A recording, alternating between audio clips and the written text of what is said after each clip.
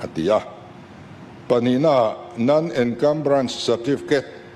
ram hian buai na eng ma anei lawani ti certificate ati boka pathumna chuan no objection certificate chu choron ngen boka palina chuan aram mantur zat heng thil te hi ron ti fel turin angena ale kha hian a subject a heading a hian land acquisition oblique outright purchase atini ole kan kalthui ma in chief minister special package cm special package a thona singa don theina hi lo mel hriat verole zpm sarkar chun kumtinin mihar sa mirathe ezonna turatana bultrana tursum nei lotan poisa sem thina kumina po hian cheng singa a thonin a ezonna tur atana bultrana nei lo mihar sa tana semle dona chu online ni na dil theyani hey number kan tarlana hian whatsapp in ron bia ron desktop ula ron call ula document kan theta kan ziang hian id card malam thlak aadhar card bank passbook ration card le mani thlak ron thon turani ti chuanin online in kan lo buai pui don chawa number a hian ron bianga zpm sarkar hnuaia mihar sa tampuina hi idil ve thei ani khalan acquisition ti antum kha outright purchase ti antum ti kha alang ngala chu ti dilo seng lan acquisition ti hi tok maya oblique outright purchase hanti kher kha outright purchase le tum na omani lo chon atrul nei om thot lo chuwangin atir tang hian defense ministry hian apulunga le aram chopale nei tuni na chopane tumin ma anon la ti achiang em ni ti chuan anin kara hian indor na document engamo zat a oma soisen ani lowanga apoy mo zual a relevant zual chau karon chukanga anin kar in le khathon ton na zong songa hian Mizoram sarkar atanga outright purchase nial na outright purchase ani tur anilo kan ramdan bfr nuaya emaw 371 ziah emaw ram mi chuan ei tu kan ne kan hralh tel theilawang tia nial na hi chunhan pakhat ma mnf sarkar huna khana omlo tluan chuak zak ani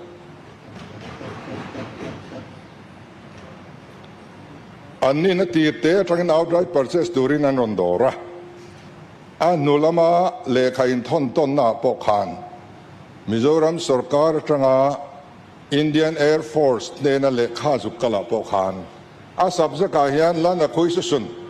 oblique outright purchase ti hi Mizoram lam sarkar point an mang ve ta zelani so chuan engtikong main outright purchase an niallo an pompui ti thluk ani hei hi apoi kan ti em chuani chuminua chuan le khalom le poimo chu September ni som ni paruk sang ni le som pakua khan ani a number F 14011/327/2019 DCA /17-18 ania hei hi senior officer in charge administration headquarter Eastern Command nena lekha Mizoram sarkarin azuk thon ani a heta po hian a subject a hian a heading a outright purchase di hian zuk bang ve tho ani hei hi chu phat thei ani karing lo zia ka omania hei hindu chuan a copy ka kol renga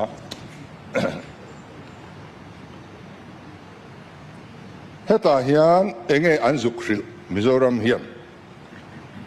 defense ministry hian engan zuk soi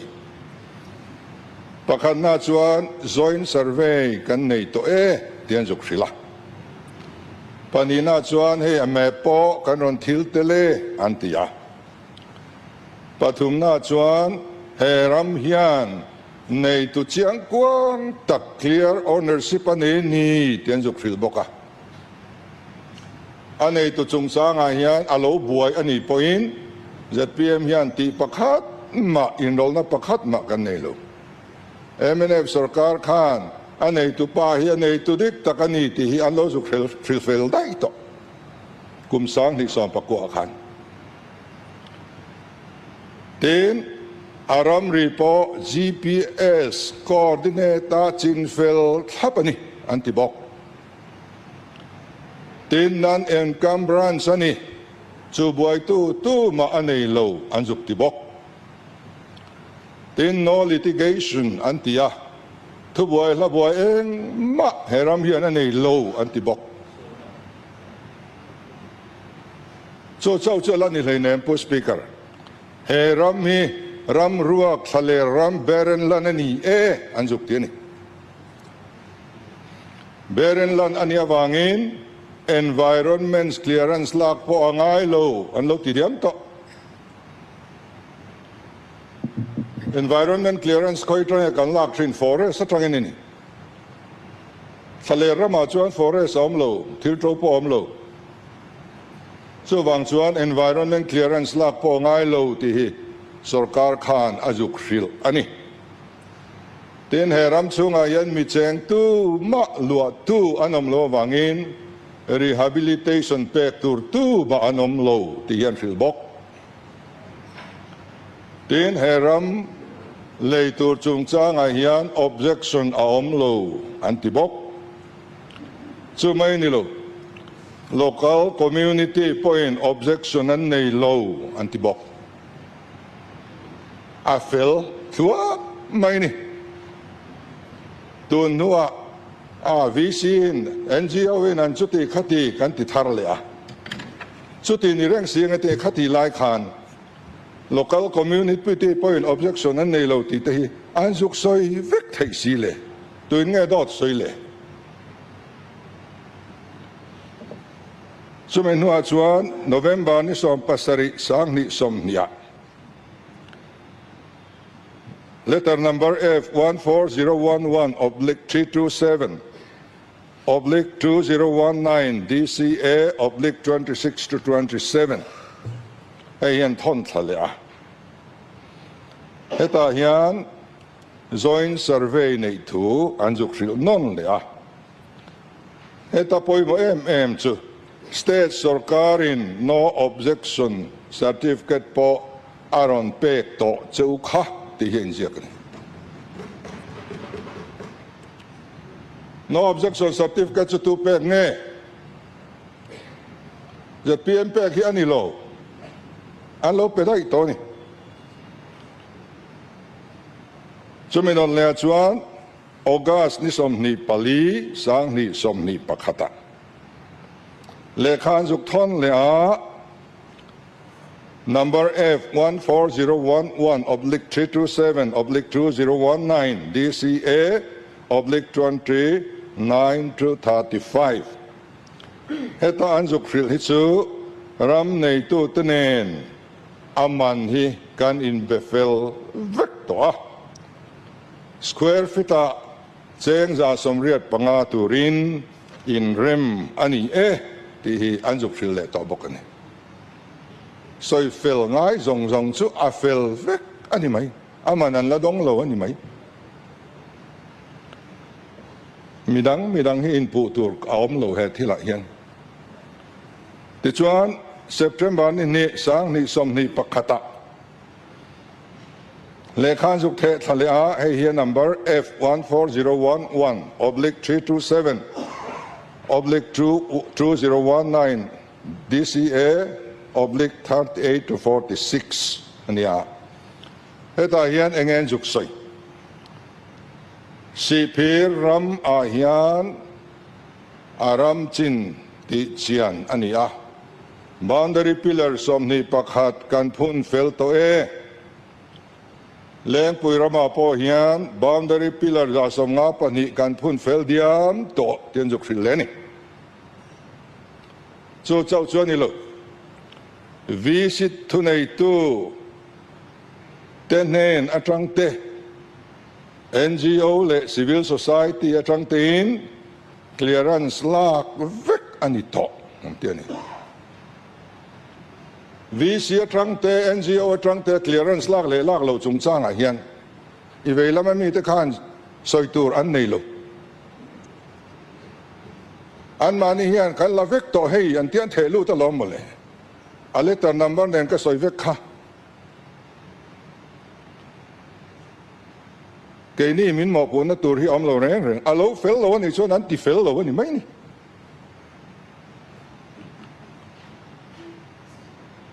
tin hệ lệ khá hiền aram man po square feet à cheng za somriat panga ni tura in biak felani ti hi an hril baka aret hi railways tele NHIDCL tena ram unlock na red ain at lawm zok ani tinan zuksoy mo nge ani October ni som ni panga sang ni som ni pakhata ruai to lok pak tak pakhat chuan chak takin lo tiro kha thil kha ti le kha aron thel lut boka aizol di sin hena a khang ne chu soi lo vila July ni som sang ni som ni pathum COVID lai chovel khania kha wang khan a khai lek ve viau ni in alanga atira atal chak vut ai khan COVID chovel khan adile ve ni hian alanga heta lekha an thelu le hian number F14011/327/2019 DCA /L&B/81 through 85 ania kan chiar nge tiang he chu who speaker rem ti nine the proposed land has been cleared for non-encumbrance /litigation by the respective village council authorities atiani si phir chaw soilo by the respective village council authorities si phir le Lengpui tinani chu for having clear ownership details. Further, it is to inform that all clearances from NGOs, civil societies, have obtained to avoid any problem for Ministry of Defense in the future. Ain tiboka. Kakain siya klapa ni.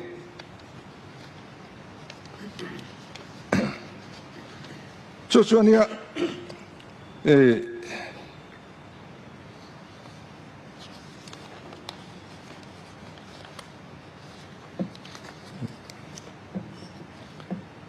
Hilaya alekhahi kan shir chuak lenga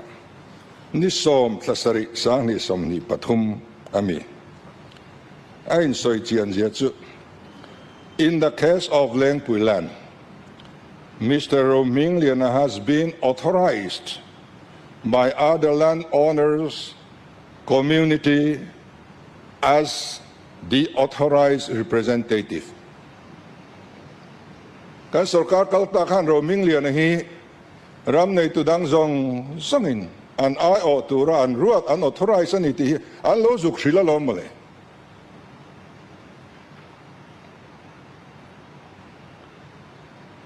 Wherein entire number soya acres of land is having clear ownership title as per the office records available and check white number number ada. It is encumbrance free and not under any litigation. The landowners are willing to part their land for establishment of the first IAF unit in the state of Mizoram, ṭhin and ziah. So bang chuanin achiang kuang ang rengkhop maya ta chuanin khatiang khopa chianga an lo ti to khachuan a puro minglian a thleng khan a rightful owner ani boina nei lo an ai on authorized ani ti zong zong aman asoi ni lovin MNF sarkar khan asoi sak ani ei sarkar le khani so wangin khati khop a ani khachuan defense ministry tan chuanin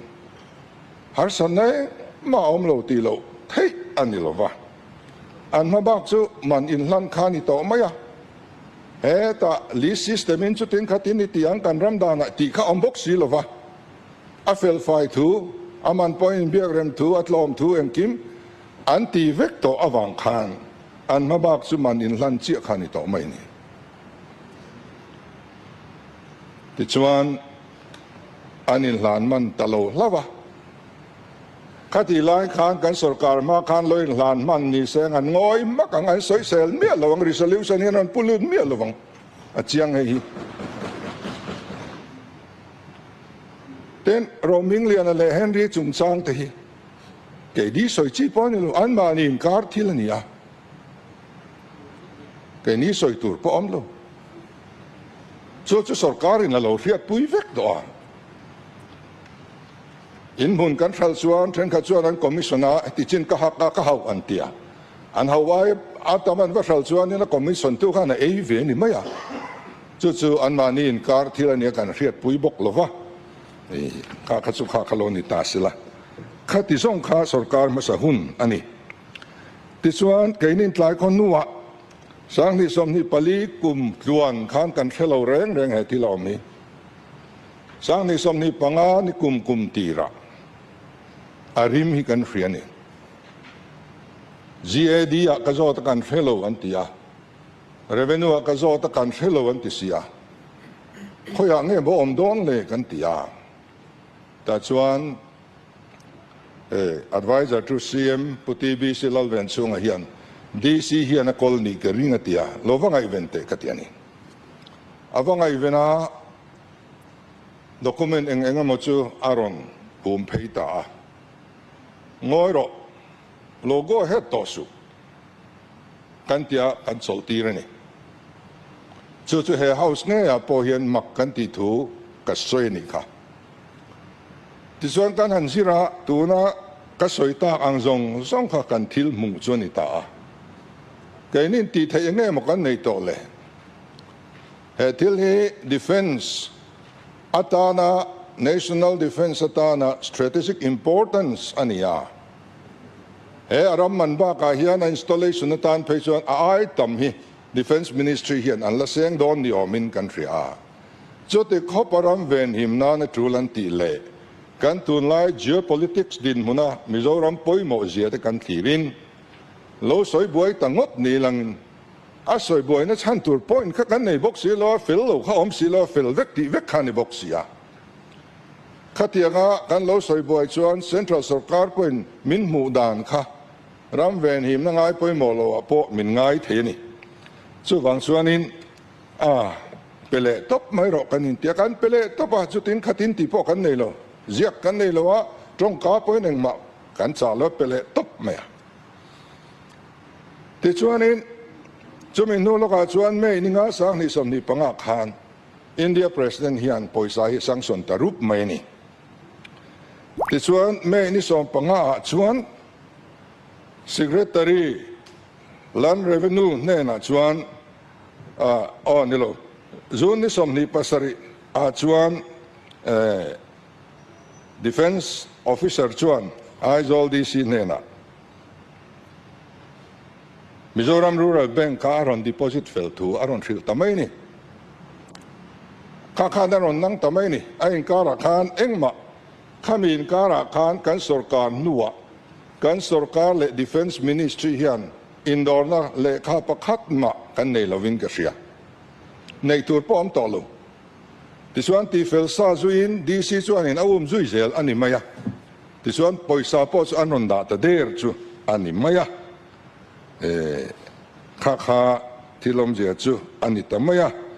ti chuan hetian ni chuan tin revenue department in outright purchase ringot chu dik lowam tin list system in culture ni aman le mual po he preliminary notification chuanua chinfel chau tur ania preliminary notification po chualovin heti thleng hian a local puito ni sia dan anga kan thru rual le silo chuan dik don lo ti in prelim notification te public notice te an chua zui ta dan nuaya a thei chin china dan nuaya om theina tur khan ma an la zui ve ta ani mai ten friday na kan hen aron thlen dan hi khatiang an ti vek nu poisa po alu vek nu a chau khan kan hen ron thlengani khamin kara khan enge om file kamu ma chuan ka thebik lo ti chuan secretary hian ni som pariat thlasaria hian revenue minister nena not si ta aron ziak chowa then lai hi kan chiar chuak anga he land acquisition case hi dan pa ngai anga land acquisition process anga state sarkar in akalpui anga kalpui anilova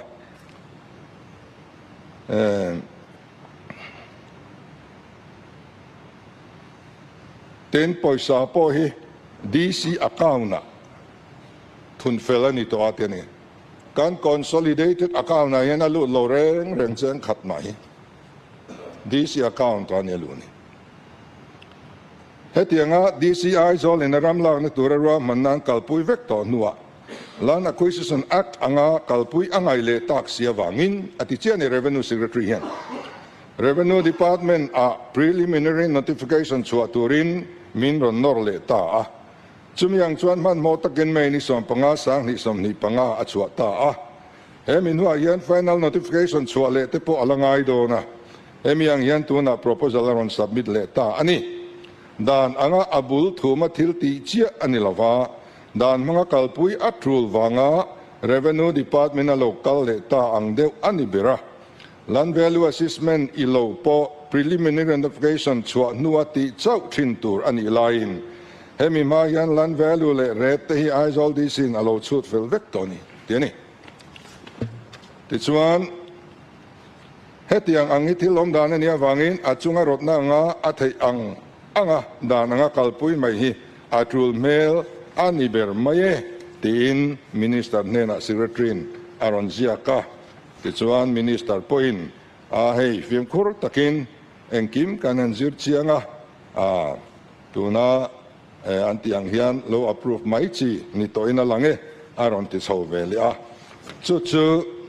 ni som priat nia khan kein kalodonga note number 36 a tiang hian ka ziak ani he thil hi kan fiat vele eyes all this chu lo kalpui zui to lo turin fiat tir ani a thilom zia zo fi ani nuin a document kan kova chung document te chu en ani nuwa sarkar ma salam huna thui tak kalpui alo ni to ti le sumpo sanction ani to ti fiat alo ni ta a mimal ram nei tu le tu in kar thil ani wangin a chunga rotna ang hian tuna chuan ani ang anga kalpui ni mai toro se katia hei ni som ni pakhat thasari sang ni som ni panga zingdar khalle mini som li pakhata kaziak ani i file ti chuan CBI chungchang han soi le ta ila CBI chungchang a hian pu na sang kan to ka thilom je chu kan sarkar atanga ni som ni chungin ni som ni pariat December sa ni som ni pathuma general consent kan pe ani amaro chu India dan pui pathum te duan thar alo ni ta ka khan mana general consent in pe kharin thei ani to lo he dan thar nuaya hian a tharin inon ti le anga yan tia kan ti le na tur po fo manon thil tel thapa ti chuan danin aphut awangin zon ni som ni pasari sang ni som ni le palia khan